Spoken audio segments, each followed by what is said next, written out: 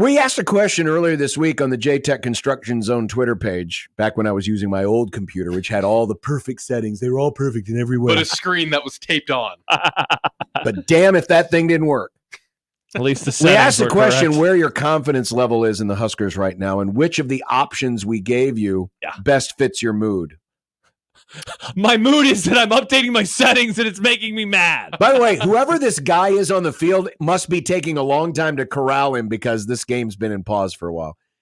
The option that got the most votes was, I guess, would be the second mildest option, because the options were your mood or your confidence level is solid and strong.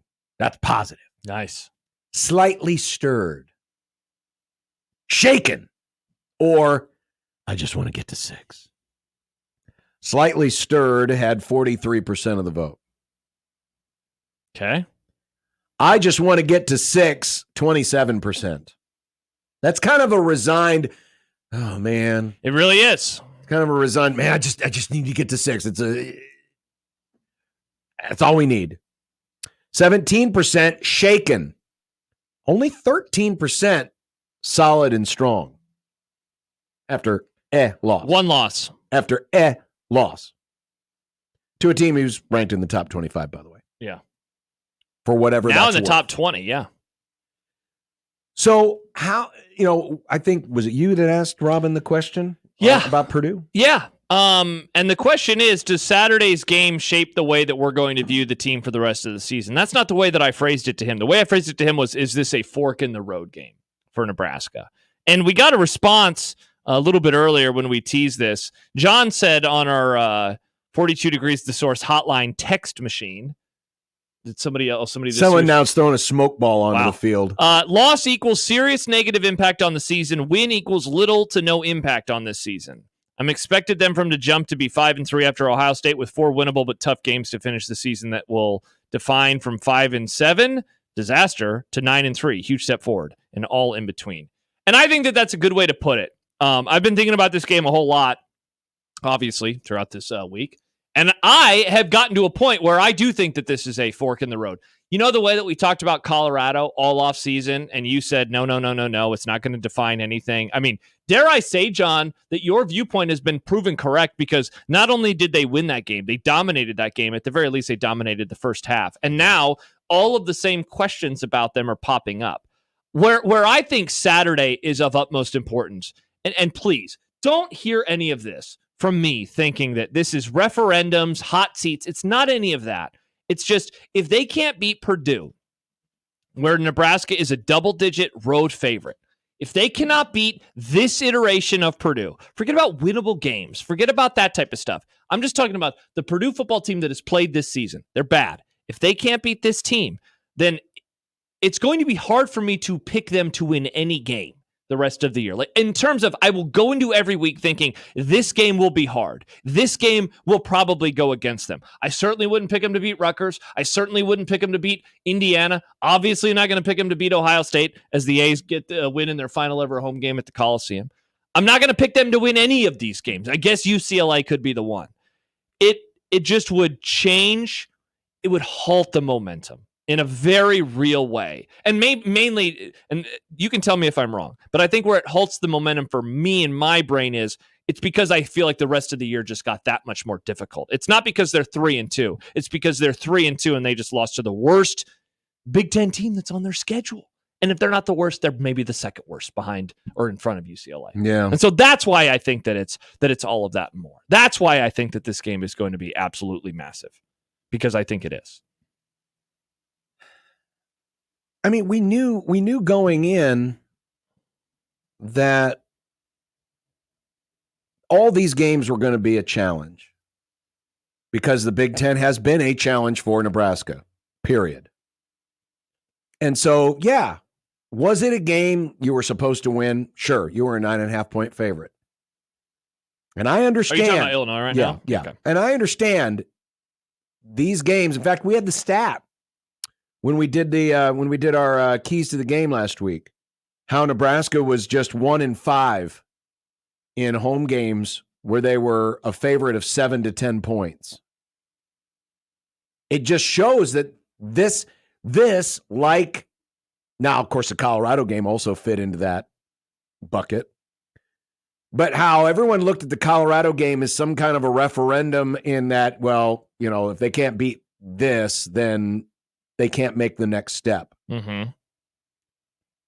And honestly, last week was probably a reminder that was another step that needs to be taken, because Illinois is a better coached program than Colorado is. And that's been the issue with Nebraska, is in the Big Ten Conference, the coaching is better. It's better than what you're going to see in 90% of your non-conference games. We always talk about how the SEC, it's about the talent. And yeah, there's great coaching there too. But in the Big Ten, it always seems like we go back to coaching. And that's probably the thing that has shaken up a lot of folks, because they thought, well, hey, now we've got a coach. Now we've got a good staff. Now we've got, the development, all these different things and the tactics. And it didn't work out. And so I understand why, folks might be shaken or stirred, or shaken, not stirred, about what happened last week. But it's almost like we want to talk these things into existence. Talk what things? The fact that everything happens in a pattern, that, well, rules first seasons don't go well, but then the second season it does this, and the third season it does this. And while, yes, that's true, every situation is different. It's one thing to take a Temple program from where it was and make it climb the ladder in the AAC than it is to take a program like Nebraska in the Big Ten against this competition. And so we kind of talked ourselves into this notion that, well, this is how the book always reads. It does this here, and then it does this here. It's like we're following a recipe. Well, unfortunately, the oven has changed, right? Not all ovens necessarily work the same, and not all ingredients necessarily work the same. And so we're still going through some of those growing pains.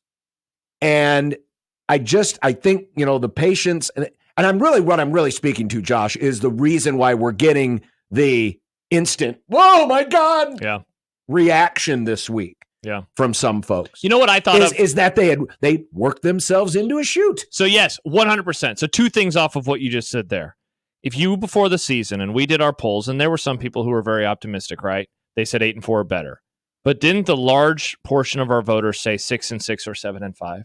That got the majority of the vote, if I remember right. Or was it the 8-4 or better? No, it was. I'll go back and look. But right. Yeah, the 6-6, 7-5, I believe, still had the majority. Let's see. I have to look in my computer. Oh no, don't do that.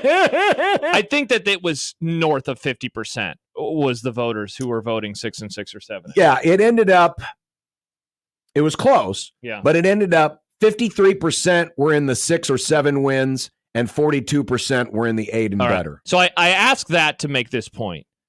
A loss to Illinois is a 7-5 team type loss, right? Loss to, if you were someone, Jack Mitchell, Mike Farron, Steve Sipple, and others, if you were someone who is very strongly in the 7-5 camp, I think that's a loss that a 7-5 team has. It's not a loss that a 10-2 team has, most likely, but it's a loss that a 7-5 team has. So I know that this conversation has had maybe a negative bent so far, but let me turn it around and be positive now. Saturday, I think, is a moment in time for the program to show that they are different in a good way. Yeah. Because I think in years past, they would follow that Friday loss and they would go on the road in a winnable game and they would not play well. And maybe they escape or maybe they lose and they're either 4-1 or 3-2, but you're not feeling good.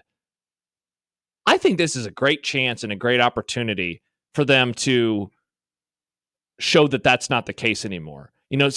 Jack Mitchell asked me this question yesterday. He said, what is there to gain? What can they gain from a win? Or what would it take to change, maybe to get back to the vibes and the mindset that you had going into the Illinois game?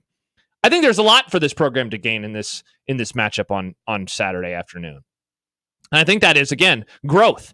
You go in there and you win by 14 to 20 points or whatever. I don't know. I guess I don't even want to put a number on it. But you go in and you get a win and you move forward and you're 4-1 and you say, hey, look, stop the bleeding. Yeah. Because you're right.